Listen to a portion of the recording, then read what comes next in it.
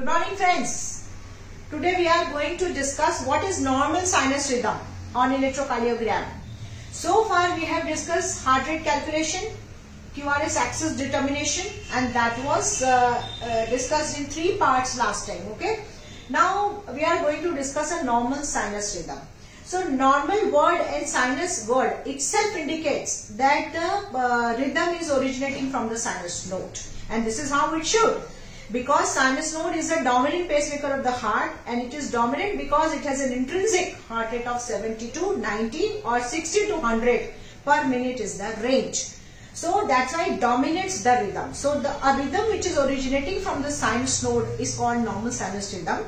And we believe, and the normal sinus rhythm is believed to go downstream also via normal conduction pathway. That means from sinus node it will reach to AV node, then bundle of his, then through bundle branches it will go into the Purkinje fiber. So sinus node is in the right atrium, in the upper part. So through the interatrial fibers the rhythm will, the beat will go to AV node, where it will be slowed down a little bit. Then from bundle of his and left and right bundle branches, it will reach through Purkinje fibers into the ventricular myocardium, and then ventricular myocardium will contract. So this is a normal conduction pathway. So the normal sinus rhythm will originate from the sinus node and go through the normal conduction pathway via AV node, his Purkinje bundles and Purkinje fibers to the ventricles. So it will produce a normal P wave. It will produce a normal P wave, and P wave is an atrial depolarization wave. Then it will produce a normal PR interval or PR segment. So PR interval is like atrial depolarization plus AV nodal depolarization, or PR segment is AV nodal depolarization. And then it will produce a narrow QRS complex. Narrow because the ventricle is being activated through the Purkinje fibers. So the activation will be very fast. So the QRS will not widen, it will be narrow.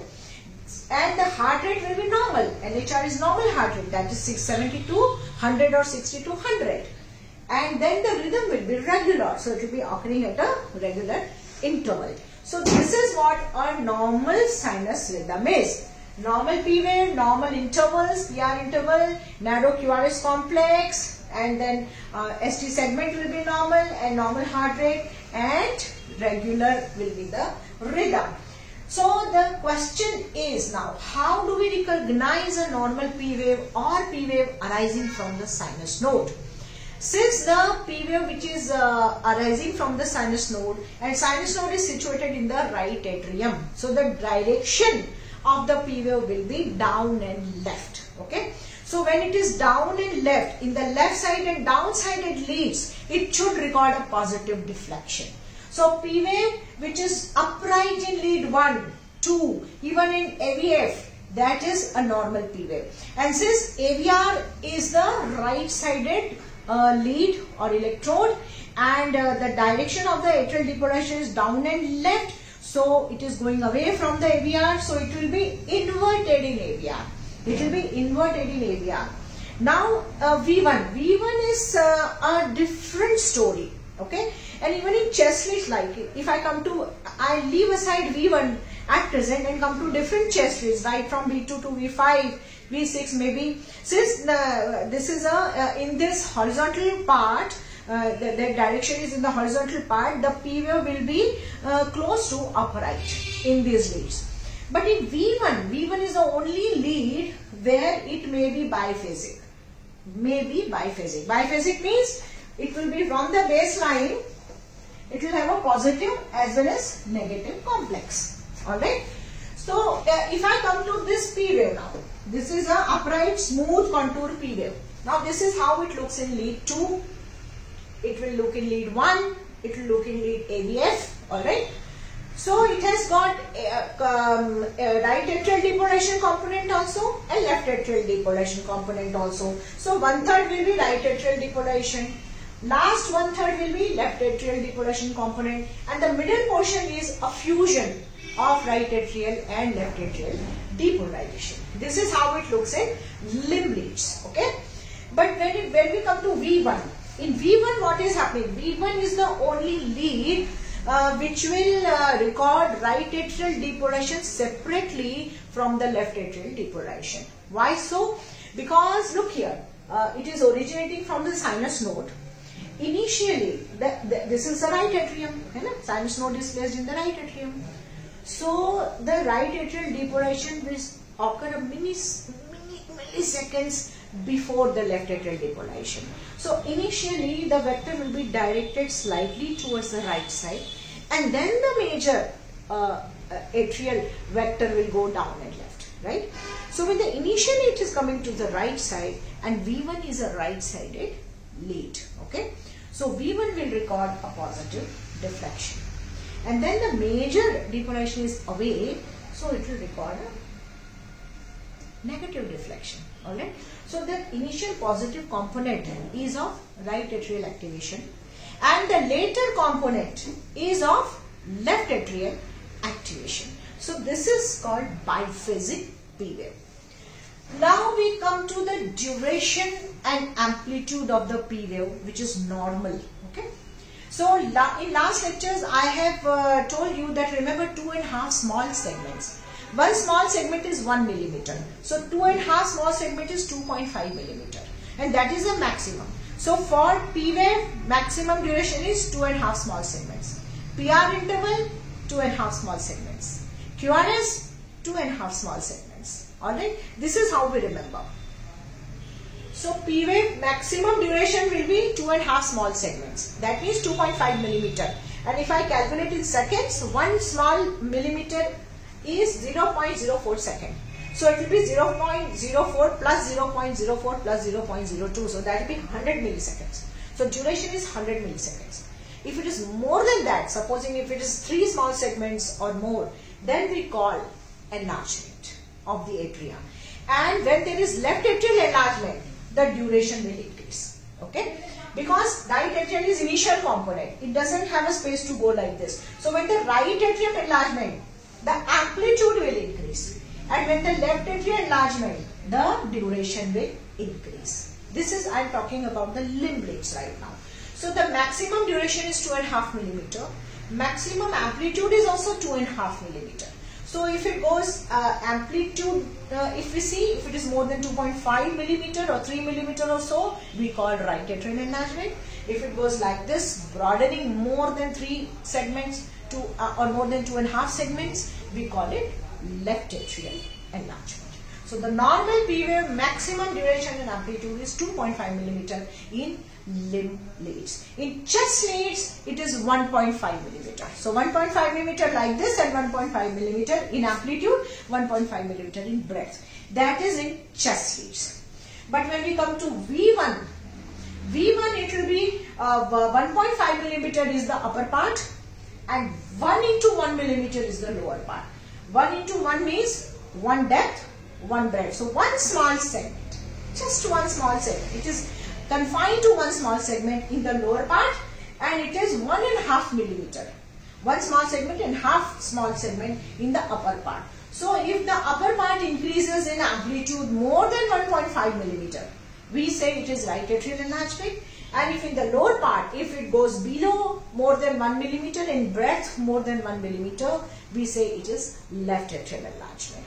So V1 is an important lead when we are assessing arrhythmia, because this is the lead which will give us right atrial as well as left atrial component. But again, mind my words, may or may not. It may be biphasic, may not be biphasic.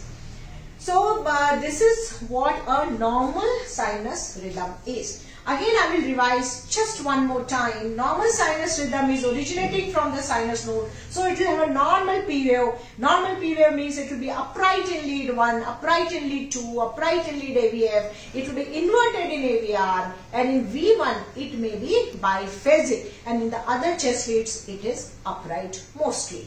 Alright, this is a normal P wave. Then it will have a normal intervals. So PR interval, QR, all the intervals are normal. Then QRS will be narrow because the activation is through Purkinje fibers. And the heart rate is normal between 60 to 100. And the rhythm will be regular, occurring at a regular interval. So this is a normal sinus rhythm. In next class, we will discuss the rhythm regularity. The rhythm can be regular or irregular. Irregular can be regularly irregular, or irregularly irregular, means totally irregular. So that we will discuss in the next class. So stay tuned for the next class. I'll just show you on the ECG how a normal sinus rhythm looks like. Okay. Alright. Now you can see here, this is lead 1. You can see a tiny P wave here. Okay. Now this is upright. This is also upright. So upright P wave, normal PR segment, and normal QRS, and normal ST segment, and normal T wave. Okay. What is the difference between segment and interval? Segment is a flat line. It will not include wave. So if I take end of the P wave to beginning of the QRS, it is called PR segment. If I take beginning of the P wave to the beginning of the QRS, because it has included a P wave, it is PR interval. PR interval is atrial depolarization plus AV nodal depolarization. Okay. Then QRS, then ST segment. ST segment is a part of ventricular depolarization. It represents the plateau phase of ventricular depolarization. Okay. You can refer to my earlier lectures for what is plateau phase. Now T wave is a ventricular repolarization. Okay.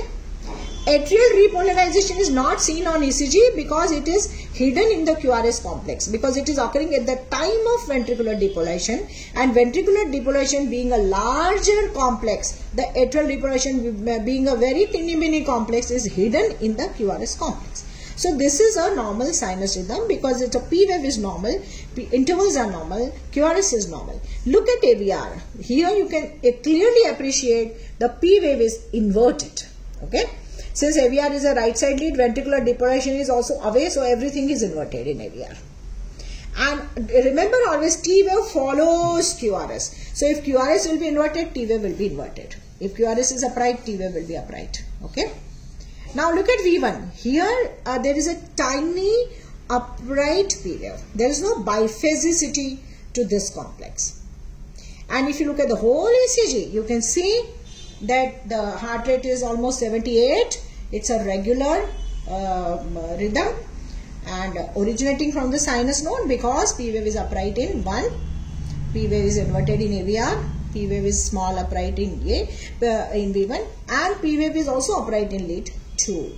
So this is a sinus rhythm, normal sinus rhythm. If P wave would be inverted in 2, 3 AVF or inverted in 1, then we will say that the focus cannot be sinus node, because the direction of the P wave has changed. So it can be, maybe it is coming from the left atrium or down from the lower part of the atrium. But the normal sinus rhythm will have a normal P wave which is upright in lead 1, upright in lead 2, inverted in AVR, and positive or biphasic in V1. Now I'll show you this ECG. Here you can see that the P wave, the QRS complex are narrow, rhythm is regular. This is upright in lead 1 P wave. The intervals are all normal. Okay. Look at AVR. It is negative in AVR, and that's how it should be. And look at in V1. It is biphasic. So you have a very tiny, small upright and below a negative complex. So upright will be right atrium and the below will be left atrium. And you can see that the rhythm is regular. There is evidence of some hypertrophy here, left ventricular, but the rhythm is normal sinus rhythm. Okay.